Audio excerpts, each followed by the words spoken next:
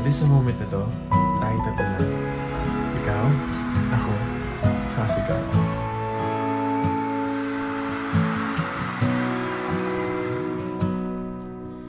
Sabi nila, palang araw darating ang iyong tanging hinihiling. At nung dumating ang aking panalangin na hindi na maikuha,